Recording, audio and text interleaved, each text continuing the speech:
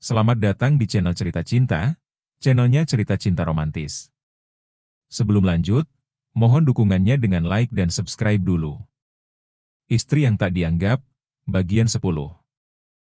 Aku tambah ini, silakan kalian baca, ucap Anjani sambil menyerahkan surat yang sudah ditambahkannya. Isinya, Ricky dan keluarganya tidak berhak menuntut apapun dari Anjani. Nina mengambil kertas itu dari tangan Anjani. Hahaha. Apa yang kami harapkan dari kamu? Hah? Nina tertawa sinis. Hahaha, kamu ini udah bodoh, nggak berpendidikan, kampungan lagi. Apa yang kami bisa tuntut dari kamu?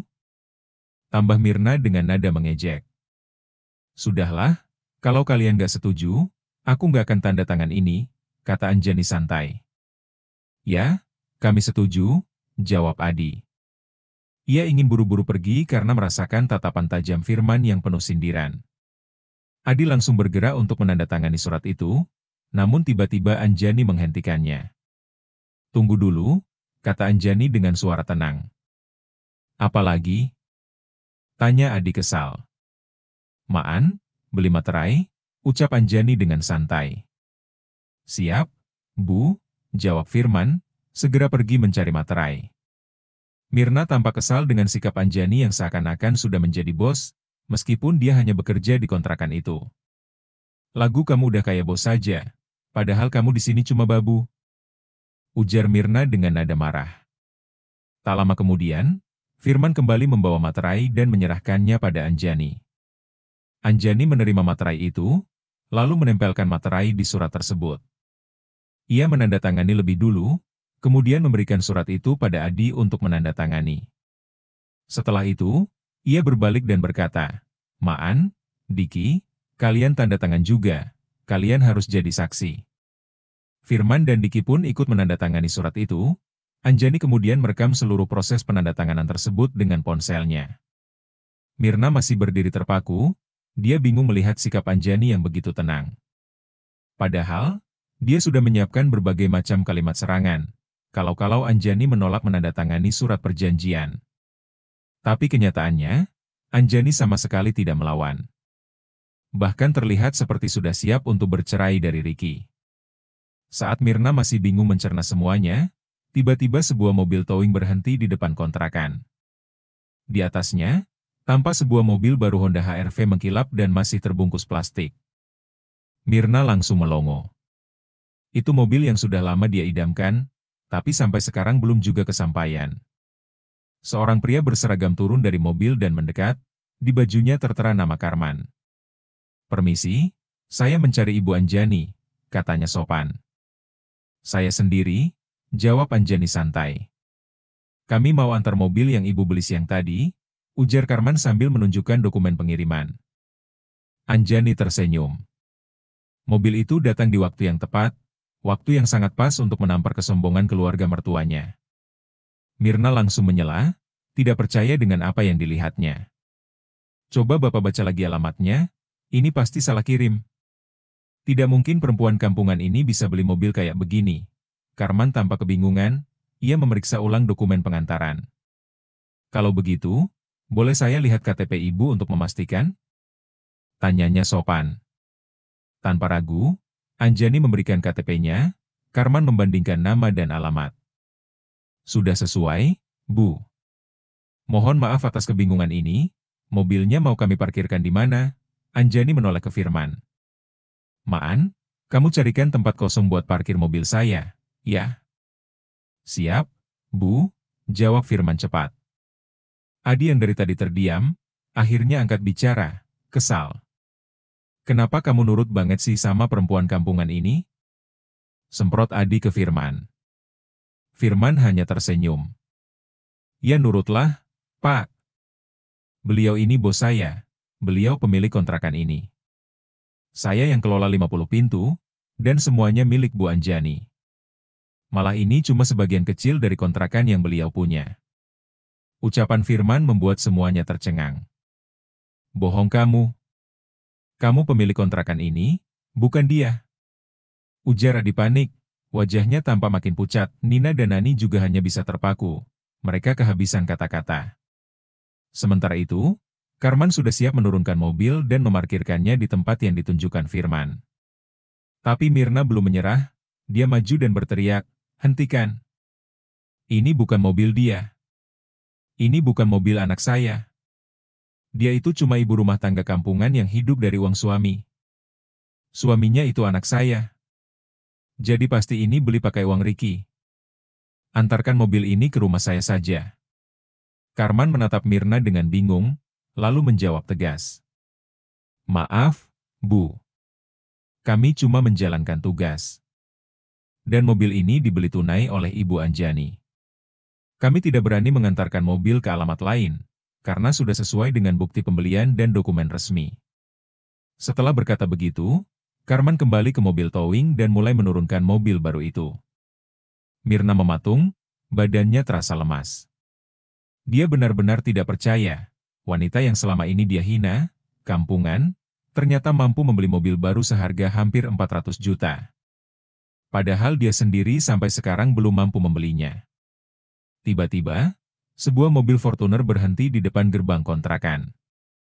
Seorang wanita berseragam PNS buru-buru keluar dan berlari mendekati Anjani. "Anjani, besok pagi jam 10 Pak Menteri mau ketemu kamu. Beliau ingin penjelasan lebih lanjut soal Formula AJ25, ucap wanita itu cepat sambil terengah-engah. Namanya Rina, rekan Anjani dari kementerian. Semua mata tertuju pada Anjani, bahkan Firman dan teman-temannya juga ikut terkejut. Mirna nyaris pingsan. Baru saja dia menganggap Anjani tidak berguna, sekarang malah disebut-sebut oleh pejabat dari kementerian, bahkan diminta datang langsung oleh seorang menteri. Mirna berdiri kaku, otaknya sibuk mencerna kenyataan demi kenyataan yang tak sesuai dengan bayangannya. Dalam hati, dia masih terus bertanya, siapa sebenarnya Anjani? "Jika kalian tidak ada kepentingan lagi sebaiknya kalian pergi, aku ada tamu penting," ucap Anjani. "Anjani, aku tahu ini adalah hasil kerja keras Ricky, bukan? Jadi kamu harus membagi harta kamu. Kalau tidak aku tidak akan pernah mengizinkan Ricky untuk menceraikan kamu," ucap Adi memberi ancaman. Anjani mendekat pada Adi. "Jangan macam-macam atau aku sebarkan kelakuan kamu yang suka bawa wanita ke kontrakanku," bisik Anjani yang membuat Adi bergetar takut. Anjani mengajak Rina melihat kontrakan miliknya, letaknya tak jauh dari rumah yang kini telah ia tinggalkan. Meski tidak besar, bangunan itu terlihat bersih dan rapi. Gaya minimalis tampak mendominasi. Cat putih susu, pot-pot tanaman hijau di depan tiap pintu, dan jalur paving kecil yang bersih. "Wah, nih, kontrakanmu nyaman banget. Sederhana tapi jelas kerasa banget kamu pikirin semuanya," ucap Rina sambil tersenyum kagum. Anjani tersenyum. "Gak besar, tapi setidaknya semua orang yang tinggal di sini punya tempat yang layak." Di kejauhan, Mirna masih memandangi punggung Anjani yang mengobrol akrab dengan Rina. Hatinya tak tenang, ada yang tidak beres. Dari mana perempuan itu bisa punya uang sebanyak ini? Dan apa benar dia diundang menteri? Jangan-jangan dia cuma membual. Atau jangan-jangan dia simpanan orang kaya? Jadi selama ini Ricky dibohongi? Mirna makin yakin dengan prasangkanya. Ia menoleh saat suaminya, lalu menghampiri. "Bu, ayo pulang. Saya nggak tahan dilihatin sini sama pengelola kontrakan itu," bisik Adi. Tatapan Firman memang tak ramah sedari tadi. Tak lama kemudian taksi online yang dipesan Adi tiba, mereka pun pulang. Di dalam mobil, Mirna menoleh pada suaminya. "Pak, tadi Anjani bisik-bisik apa ke Bapak?" Adi mendesah. "Dia cuma bilang, jangan halangi proses perceraiannya sama Ricky." Mirna mengerutkan dahi. "Gak bisa gitu dong, Pak. Kita harus dapat bagian dari hartanya. Bu, mending dibatalkan saja perceraian mereka. Anjani punya banyak aset." "Sayang kalau dilepas begitu saja," ucap Nina yang duduk di bangku belakang. Namun Mirna menggeleng cepat. "Tidak bisa, Ibu tidak suka dia sombong. Dan satu lagi, Ibu malu sama orang tua Lucy, kita udah melamar Lucy buat Ricky. Tapi sebetulnya ada alasan lain yang lebih besar. Ricky sudah tidur dengan Lucy. Kalau pernikahan batal, Lucy bisa kalap, karir Ricky bisa hancur dan Mirna tahu itu." Sementara itu di kontrakan, Anjani sedang berbincang soal laporan teknis bersama Rina. Setelah semua dibahas, Rina pun pamit pulang. Sampai jumpa besok, nih, ucap Rina sambil melambai. Anjani lalu berjalan ke salah satu blok kontrakan. Ia memeriksa kondisi fisik bangunan, sambil mengecek formula pupuk organik yang ia kembangkan. Ponselnya ia buka lalu ia menelpon Firman.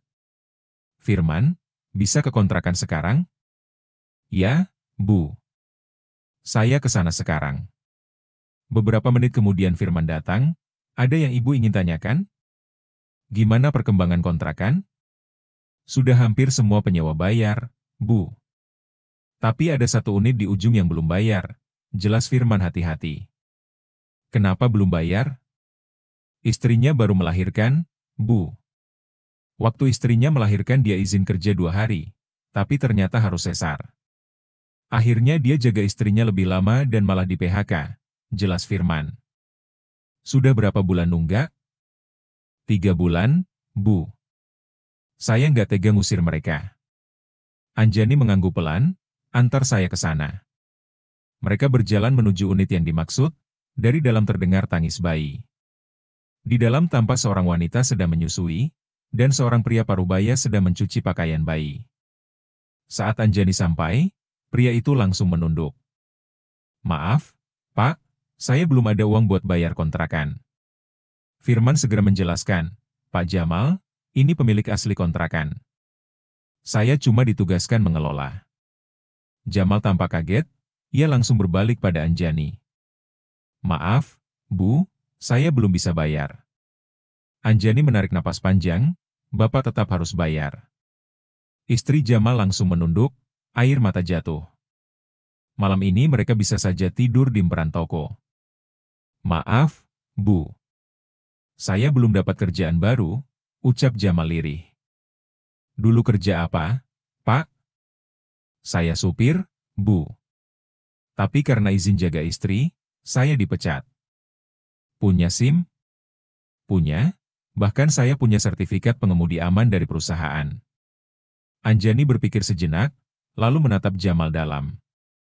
Kalau begitu mulai besok, Bapak kerja sama saya. Mau? Jamal tampak syok. Mau, Bu. Saya akan cicil bayar kontrakan.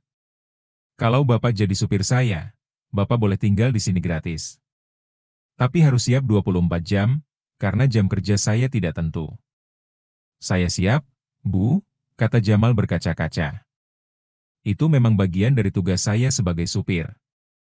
Gaji masa percobaan 2 juta, kalau kerja bagus akan saya naikkan. Siti, istri Jamal, menatap suaminya dengan mata berkaca-kaca. Mereka seperti tak percaya dengan apa yang baru saja terjadi. Gimana, Pak? Kurang? Tanya Anjani. Cukup sekali, Bu. Bisa tinggal gratis aja kami udah bersyukur, jawab Jamal dengan suara bergetar. Anjani lalu menghampiri bayi yang digendong Siti. Hatinya mendadak sesak, wanita mana yang tidak mengharapkan anak? Ia pun ingin, tapi semua hancur karena pengkhianatan. Ia mengeluarkan uang Rp300.000 dan menyerahkannya pada Siti. Bawa anaknya berobat, sepertinya panas badannya. Terima kasih, Bu, ucap Siti. Ia tampak ingin menangis, tapi menahannya. Bersambung.